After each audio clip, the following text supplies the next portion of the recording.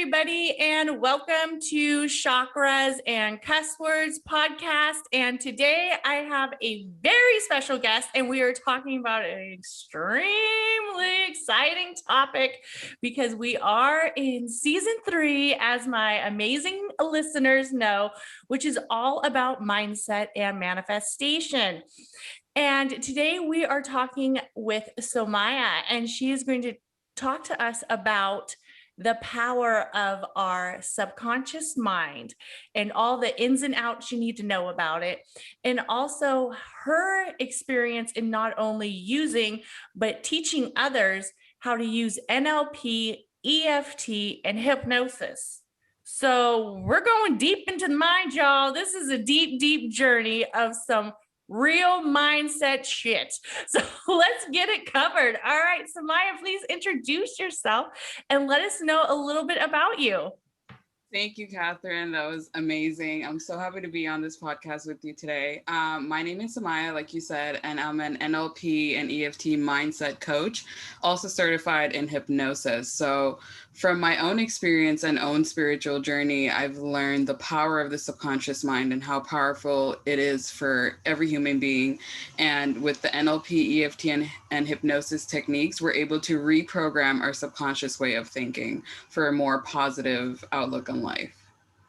Okay, I absolutely love this. But many of my listeners, this is all very new for them. Like they're kind of learning what everything is, how mindset plays out, how manifesting plays out with the mindset. And when you say this, can you kind of give me a brief description of the subconscious and the conscious mind for people who are kind of interested in what does this all mean?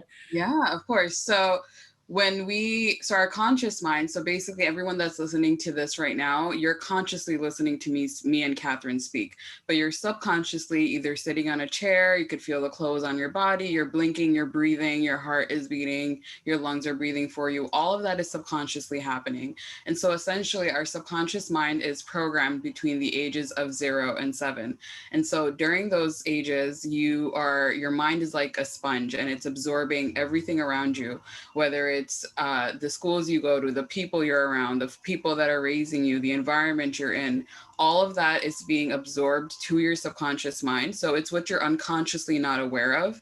And that essentially brings about your beliefs, your habits, your routines.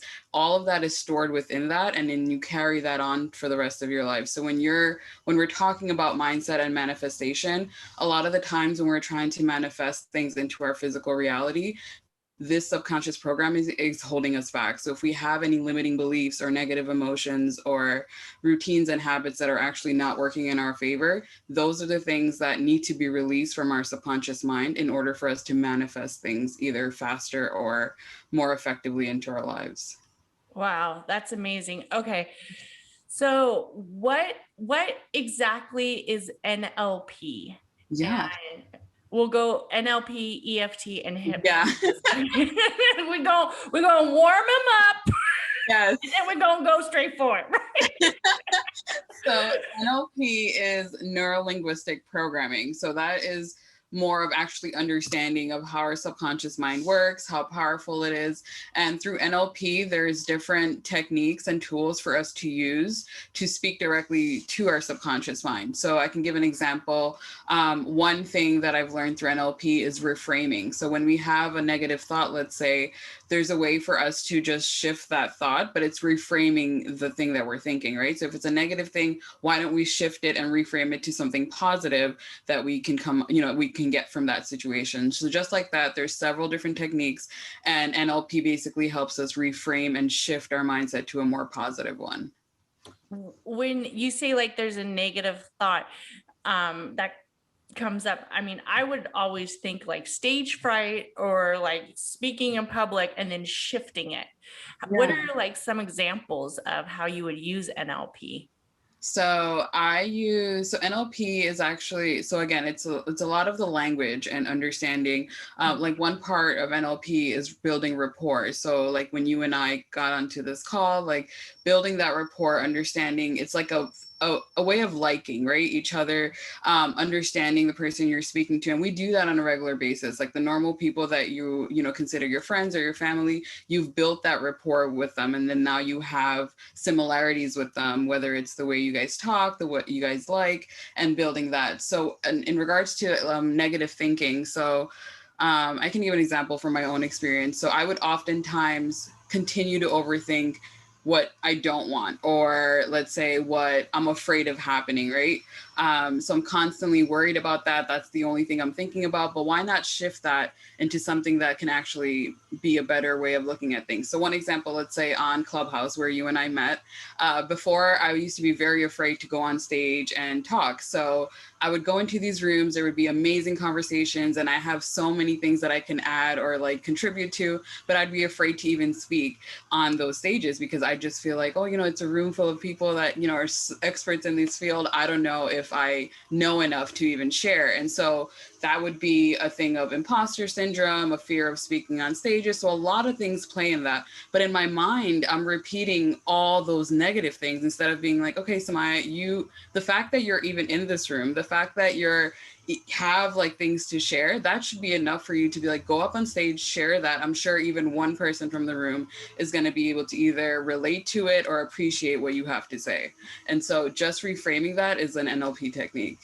Okay. I love that you brought up Clubhouse because I mean, my experience, like as a podcast host, meeting people, like you could DM them in the Instagram, or you can message them on Facebook, or if you or personally know them, you know, maybe meet them. But with Clubhouse, for the listeners who are just listening, as I said, hit that Clubhouse, get on there, honey, because you actually get to have a conversation with somebody who potentially you could have an amazing collaboration with, or, you know, get on a podcast like this one. Or so it is an amazing tool. And when I meet like coaches and people who are structuring people's lives to completing goals, like one of the first things I'm like, well, are you on Clubhouse? No. Okay, why not? You know what I mean? Like what it is like having the initiative to get on there and get on stage and pretty much show your talents and your services. So it's an amazing app. And I just want to plug it one more time for my listeners, get on that app, right? Okay, so tell us a little bit about okay, so it was NLP and EFTs. Yeah. Okay, so what are EFTs? What does that stand for? Yeah, so EFT is emotional freedom technique, and this is a combination of acupuncture and psychology. And through emotional freedom technique, you're able to release any negative emotions that we store within. So the way it uses acupuncture, so we have 8 energy meridian points in our body, and I can show some here because this is being recorded. So there's one here on the side of your eye, below your eye, underneath your nose, on your chin, your collarbone, underneath your arm, and on top of your head. So these points are basically storing our energies, and it's both the positive and the negative. So let's say if I have a client that comes in and they're feeling super stressed and overwhelmed with work. So what I do is we don't target that stress yet. We have to dive deep and understand what the root cause of that is. What is causing you the stress? Is it a limiting belief? Is it a limiting emotion? What is it really that's causing you the stress? And I can give one example. One of my clients came in and she was having issues with focusing on work. You know, same thing, causing stress, causing anxiety. When we started to dive deep, we understood that it was rooting from fear. So that's a negative emotion. So what we did is we did a tapping EFT session to release that emotion. And during the session, what we do essentially is we first have to actually have the client embody the emotion, because normally, let's say you come in anxious, you probably have 30 things going through your head or more, right? So when you tap, you want to make sure that we're zoomed in focusing on the specific emotion. So the first step is, I know it's uncomfortable. It's usually like an uncomfortable experience to feel that emotion because you don't want to feel it, right? So we still have the person embody that negative emotion first. We bring it into the surface, and once it's on the surface, we tap on it and we release it. Super powerful. It's honestly one of my favorite things that I do with my clients because I've done it for myself, and I've, released limiting beliefs that I've had in regards to money. It's also used for physical pains too. You can release headaches, cramps if you're having for menstrual cycles, which I have so much problems with. So it's very powerful and very successful, even in just one session. That's great. So with the EFT or the tapping, that's something that I actually have used a lot with like chakra coaching and chakra healing and all that fun stuff and balancing. And I like how you address the acupuncture because that's also something that I've noticed has helped a lot of people with the acupuncture. My son does acupuncture. So it's great to get out those negative energies and kind of what it is that's holding us back or what it is that is stemming us to not really manifest or have the mindset to complete a goal or, you know, what we're trying to complete. So let's talk a little bit about hypnosis, honey. Okay, I'm ready for this because I'm like, follow the finger. Hypnosis is very exciting to talk about because we're so used to knowing hypnosis as what we see in movies, on shows, like, and it kind of seems like mind control, right? Like, oh, how is this person saying these words and having this person do something? But the very first thing I want to say to everybody listening that hypnosis is not mind control. Hypnosis is actually all self-hypnosis. So why we do hypnosis. So the reason we do it, hypnosis is one of the best ways for us to speak directly to our subconscious mind. So when we first started speaking, we talked about our conscious mind and our subconscious mind. So in between these two minds, we have a critical faculty. So that's kind of like our ego, right? So this is protecting us and our subconscious mind from anything new, anything that's like unfamiliar to us, any changes, right? That's why we're always kind of in the fight or flight mode when something new appears in our life, whether it's in physical reality or just in our mind. And so that critical faculty is like blocking us from trying to experience something new, just as a way of protection, right? So when someone is hypnotized, you're in the theta brainwave state. So that's like a dreaming state. You're in the most, like, you're relaxed, you're in a relaxed state. And once you're in that state, we're able to speak directly to your subconscious mind. So let's say, again, I'll use stress as another example. So a client comes in, they're super stressed. And it's a way of, you know, they're thinking, maybe they're having negative thoughts, maybe they lack confidence at work, whatever it is, we first interview and have the therapy session before we even hypnotize the client. So we'll discuss what their pain points are, what their problems are, and then we want to discuss what is your goals, right? Like, what do you want instead of feeling stressed? How do you want to feel on your day-to-day basis? If you're lacking confidence, how would you visualize yourself once you actually have the confidence?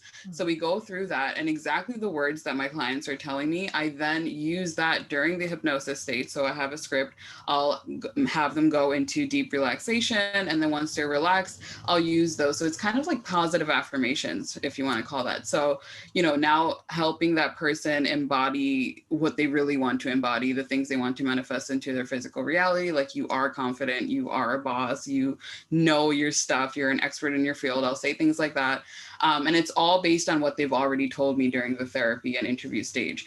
So and the whole time the client is, you're conscious, you're aware of what I'm saying to you. You're just very relaxed and listening to the entire thing. And then once we're done with that, we bring the person back into the room, and then it's even after the session, they're just super relaxed. And that's honestly the whole main thing with hypnosis. Yeah. And I think hypnosis definitely has that like stigma of being something super out of the ordinary, or like you said, like the mind control, because we remember it from the movies that we watch, you know, and all that. But I actually have an aunt who did hypnosis for quitting smoking, and she had asthma, and she had a lot of lung problems. And then finally, when she wanted to stop smoking, she went and had some hypnosis and some therapy to kind of help her with it, because it is very addictive and hard to quit. So that's the route that she went. But how did you tell us a little about you? Like, you don't have to be like super personal, only share like what you feel comfortable sharing. But how did you kind of get started into this work? Like, how did this all come about? Yeah, so I actually love talking about this because I'm like, Okay. the journey was just amazing. So I've spent most of my, just a little quick background, but most of my life I've been that person that was super stressed and overwhelmed with life, right? Most recently, I was working a full-time job at the hospital. After that, I was working a part-time job at another hospital next door, and I was a full-time grad student. And during that time, I was also living in Boston, Massachusetts, where my family was in New York, and my mom was going through breast cancer treatment. So I would go back and forth as her healthcare proxy. So as you can tell, a lot on my plate, very overwhelmed and stressed. And what ended up happening is I ended up in the hospital 2 to 3 times because my blood pressure was so high that it was like the symptoms were like a heart attack, right?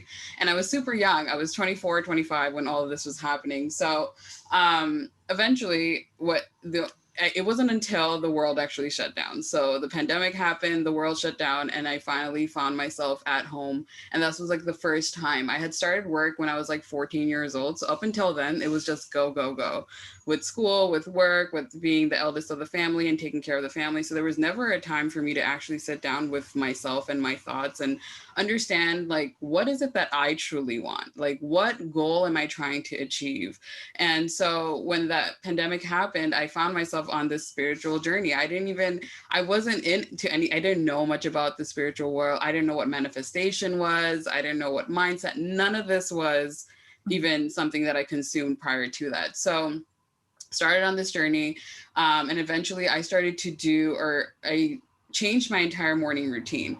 So in order for me to one thing I knew for sure, I didn't want to be stressed anymore. I saw what stress was doing to my family members. I lost a brother from stress. I lost my mom. But there's no family history of any breast cancer or cancer in the family. And then she got breast cancer. And we do learn in science that stress can cause cancer. So things like that, I'm seeing it in my physical reality. I myself ended up in the hospital. So one thing for sure, I don't want to be stressed anymore. How do I do that? So in my mornings, I started to meditate, which took me a long time to actually actually do it, because I would sit there and I'm like, well, I'm thinking 30 million things still. How do I calm my mind? But for me, it was practice made more perfect. So I continued to do it. It's been almost 2 years now, and I do it every single morning for 10 minutes, and I don't start my day without doing that.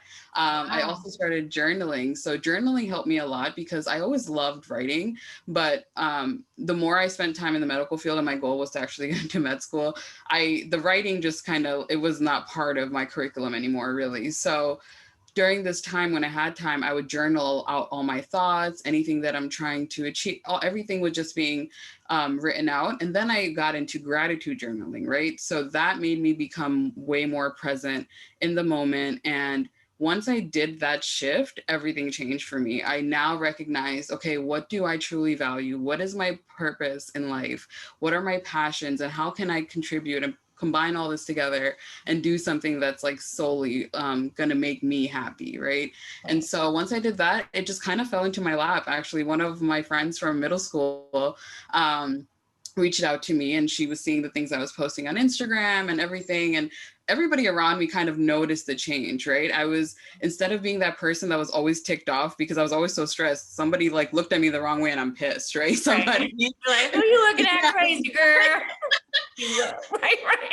Yeah, always mad, always complaining. Yeah. Life is always happening to me and not for me, right? Right. So once this change happened, everybody around me was acknowledging it, like, wow, Sumaya, like things are changing and in a good way. Like we see the change, we see you're glowing, like this is amazing. So anyways, my friend reached out to me and she was like, I don't know if you know about this whole coaching industry, but I feel like you're meant for something like this. Look into it and, XYZ. And eventually I found a course where I was certified for NLP, EFT hypnosis, and also time techniques and life and success coaching. So 5 things all in one. It took me about like 6 months. It was kind of in your own pace. It took me a while, but at the end of it, I now feel like I'm exactly where I'm meant to be. And the best thing about it is my biggest goal is to try and teach people how to actually, govern their life just from our mind. Like our mind, the whole mind, body, soul thing, it's true, right? It starts in our mind, and then the rest of our physical reality aligns with it. So even with going back to hypnosis, we do these suggestibility tests with our clients to show how our body's a robot and listens to our mind, right? So one example is we have them, we describe like a lemon, and there's no lemon in front of them, but the person will automatically start like salivating. And that just shows how much our mind can control our body and our physical reality. So yeah, that's awesome. That's a great story. I think a lot of us in 2020, it was kind of like the light that lit us up, the ones who have been like pushing stuff back or like, am I going to really do? That's when I started my podcast.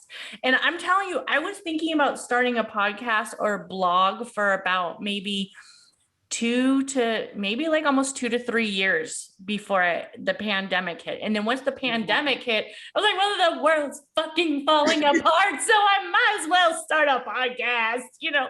So I think it really kind of gave many people that like awakening moment, like, there's so much more than just work. Yeah.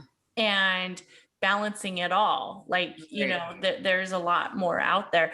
So what would you say, how would you use the mindset aspect with the NLP and the EFT and the hypnosis? Like what do people, are they usually going in there for like goal orientated stuff, or is it more like concentrated on healing? It's more so far, all my clients, it's been like healing things. So I've gotten, again, a lot with stress. A lot of people come in with stress, whether it's anxious behavior, so anxiety.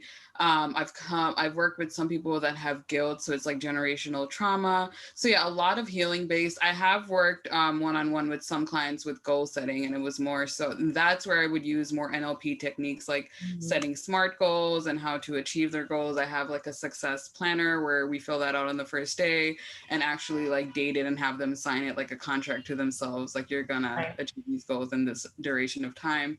But mostly healing is what So, okay, I like that, because in all honesty, you can't, before you start to do the mindset training and the manifestation, like you really have to kind of find where your blocks are and where the healing has to happen at. So when you start with somebody and getting them towards that area of healing, what are most of the problems? It's usually stress, anxiety, and then what's the other ones that you kind of run across the most? So it always kind of roots down to like limiting beliefs, right? So the one client that I had described, she came in to start focus more at work, right? She's like, I always wake up stressed. I have these anxious feelings. She's a project manager for a company, and she's been there for 8 months. And she told me every day, Monday through Friday, she feels like she wakes up stressed. She wakes up anxious. She's like constantly overworking, like all this stuff. But when we started to dive deep, it went down to a limiting belief, and it had to do with fear. So she's a middle child, and she grew up thinking that she always had to overcompensate or overdo things to gain the love from the people around her, whether it's her family, her significant other eventually, and now even at work. So that limiting belief that she was carrying, that was in her subconscious mind between the ages of 0 and 7, is now she's in her 40s now. And it's been something that just has been in her physical reality for as long as she can remember. So that's actually another thing that I love when I work with my clients, because they don't even realize like what is the root cause of these problems, right? When they think of stress, they're like, oh, I'm only stressed because I work 60 hours a week instead of the 40 I always signed up for, or I have so much to do, or I'm planning or there's like all these external factors that they try to blame, but they don't understand like, no, there's something deeper inside you that's causing you to feel stressed about this, right?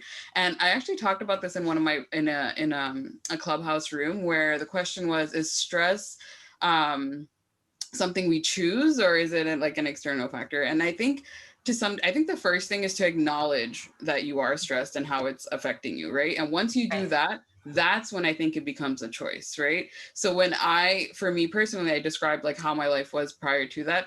I didn't understand that this was something I was choosing, right? I was choosing for my mind to be focused on all the complaints I had, all the things that were not going right in my life, rather than shifting the focus to, you still have XYZ to be grateful for. You still have things that you've accomplished, and you don't have to wait for the next goal to feel happy. You could feel happy right now. So at that point, once I've acknowledged that there is a difference, that's when I feel like stress becomes a choice, right? And if you're still stressed at that point, that's when you need to deep dive and figure out, what is it in my subconscious mind or in my programming that's making me still be this stressed and anxious? And so yeah, I think when you're trying to manifest or anything, like mindset is key, because the energy you embody, like there's so many manifestation techniques, like let's say scripting, right? Mhm. And I want to, let's say, I don't know, get $10,000 by next week. And I'm like writing $10,000, like scripting it out, using all the techniques that's out there. Right. But internally, I don't feel that's possible. Or maybe in my subconscious programming has a limiting belief around money. If I don't release any of that, and if I don't embody the energy that somebody who, now has $10,000 in their bank account, it's really not going to probably happen in my physical reality as soon as I'd want it to, right? Right. So super essential to, have that mindset in check. Right. And I think like a lot of times when people are talking about like mindset and manifesting, that we all think that we have to be in like this area of like everything's okay, or this, toxic positivity where it's like, I have to be happy all the time. I have to be bringing all this like joy into my life and doing all these things and blah blah blah. And that's like, in all honesty, it's like, no, like even everybody gets stressed, everybody gets overwhelmed. Like it's something that we kind of have to go through and look for help and kind of work through it. So being okay with not being okay is sometimes one of the best things you can do. Like for a very long time, I used to always like get nervous that I was going to get anxious at work or feel like I didn't know something. And it was,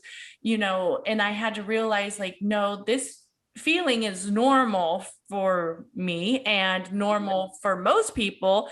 And it's going to come, but I'm in control of not letting it take over my behaviors and kind of learning how to do that, which it takes time. Like it's nothing that's going to happen like overnight. And then you have to go and like reorientate yourself back to it because something new is going to come up and you'll be like, okay, now I got to get organized with this or reorientate myself back to that, not letting it take over our reaction. And I was like you, I was really like for a long time, I grew up like that person who, I guess I was always one to have something else to say, so it was like, I had to learn to control myself in the part where I'm not so impulsive, where it's not like, okay, you said something rude to me and it's not about like, boundaries. It's about me just popping off. Like, Right. I need to calm it down. Right. I can't be popping off all the time, so I was like, okay, calm it down. So it takes a while to learn it, especially depending on what your goal is. Yeah. So I like that you addressed the healing and the stress and anxiety and the, feeling overwhelmed and the burnout. When you started with the hypnosis, I would say that has to be a huge, huge trust factor for a lot of people, like to be like, okay, yeah, because they get in such a almost like relaxed state where they are, hypnotized or, into that state where they feel not only the conscious mind, but the subconscious mind.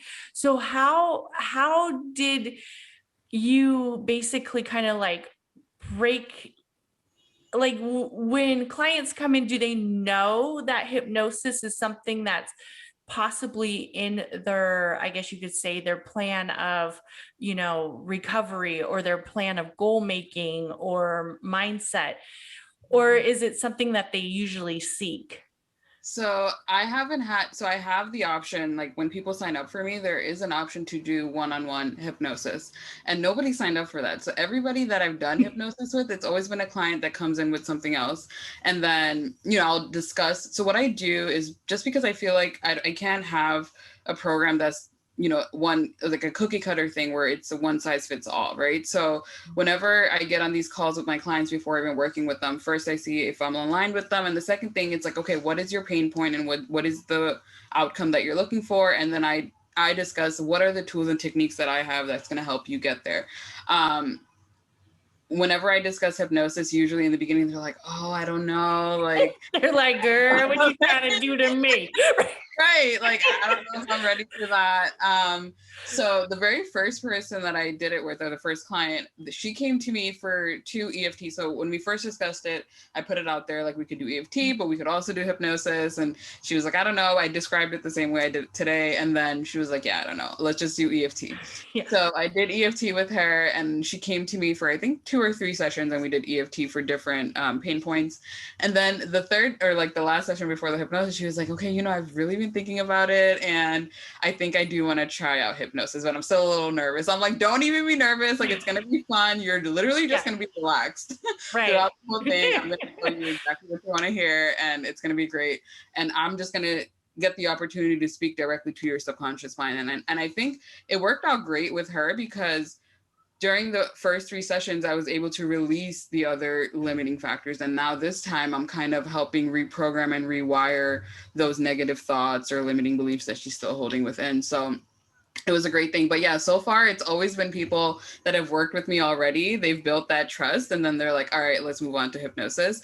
But I do eventually want to, because I have other coaches that have graduated also from that same certification that I did. And one of them, she is like strictly hypnosis. Like she's been doing well. Like she gets clients that just come to her and like, okay, like I'm really interested in doing this. So I know there's clients out there that are super interested, but so far I haven't encountered any that are already like, this is so cool.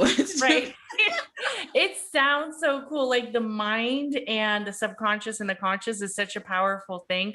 Like, it's just amazing really how we can rewire our brain. I'm going to tell you a story. I don't know how old this story is, but it goes from when I was a nursing student. Somebody told me a story about a mother who, I think it was a nursing instructor, told me this story.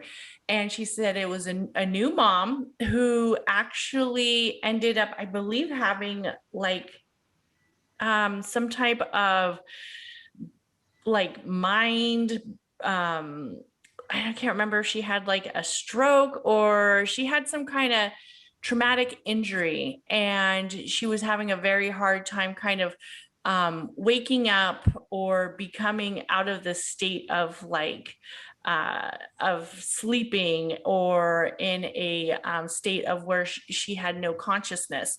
So they thought it was more psychological versus actual physical. Like, I guess for whatever reason, she was almost like put herself in this state. So what they ended up doing was bringing the baby, the newborn baby, and having the baby cry in the room. And eventually one day she woke up to get up to feed the baby or something like that. And it was like, so she like permanently put herself in this like comatose state because her mind was shutting down from this like traumatic event, but there was no actual head injury. But then they brought the baby, and then the baby kind of kicked in that instinct that a mother would have to like wake up. And I was like, that's just so interesting on so many levels, that the brain was even overwhelmed with the traumatic, the trauma, that it put itself in its own comatose state. And then that the survival instinct of the brain told her, okay, no, you have to take care of your baby. It's time to wake up. So that's so interesting. Wow. Yeah. So what tips would you give people who are on their journey of utilizing EFT, NLP, and hypnosis to start with their manifesting and mindset? Yeah, so I always say, I think one of the first most important things when you're trying to manifest is to get crystal clear on what you want to manifest into your physical reality, right? Why, and also ask the why, right? Why is this important to you? Why do you want this? And once you do that, kind of really tap into yourself and ask yourself or feel it if anything already comes up as, you know, something that's going to block you. So like for me, a lot of the limiting beliefs that I have was around money. And I ended up finding out it's because the way I was raised, the financial issues I saw, or that I saw that my dad was the only breadwinner. And, you know, I kind of associated money with working super hard to gain it, and that there's not enough in this world, and like all this stuff that I associated with it. And I never really knew because I never dug deep to understand it. Right. So if I wanted to manifest X amount of money and I would say it out loud, a part of me would be like, come on, you're not going to get that unless you do, I don't know, become a doctor, or if you do Right. whatever. So like things like that. So when you are trying to manifest something and you say it out loud or you think it, if you see something that's limiting coming up, that's when you know you have something to work on. And so that's where the mindset plays a role. You know, dive deep, figure out what it is that is like holding you back. And then you can use the tools and techniques through either NLP, EFT, or even hypnosis to release and rewire that subconscious programming that's been done to you between the ages of 0 and 7. And then once you release that, manifesting becomes so much easier, because we manifest every day, right? I always say this to my mom, like when I first explained this to her, I'm like, you're manifesting all the time. Like before bed, when you're like, all right, what do you guys want for your breakfast tomorrow? And then we all say what we kind of want for breakfast tomorrow. You manifest it into your physical reality. Let's say we want egg and cheese sandwich. We know exactly how it tastes. We know, we're visualizing it. We're feeling what it's going to make us feel like when we eat it, because we've already done it. So just like that, manifesting something that is not something you've experienced yet, you still have to feel like it's already here, right? So release those limiting factors, get into that embodiment of that you have that manifestation, and then it'll arrive. Oh, I love that. Well, thank you so much for coming on, and please share any of your links so people can connect with you and find you. Yes, thank you so much for having me. I enjoyed this conversation so much. If anybody wants to connect with me, my Instagram is Lavish Suma. So it's LAVISHSUMA with an underscore, and all my links are in the bio there. Yes. And as always, all of the links, all of it will be in the show notes for you to click on and get straight to Sumaya and find out more about using NLP, EFT, and hypnosis to get over your manifesting blocks and also create a path of success. So as always, please comment, like, share this podcast. And thank you guys for following Chakras and Cusswords. Bye. Nice.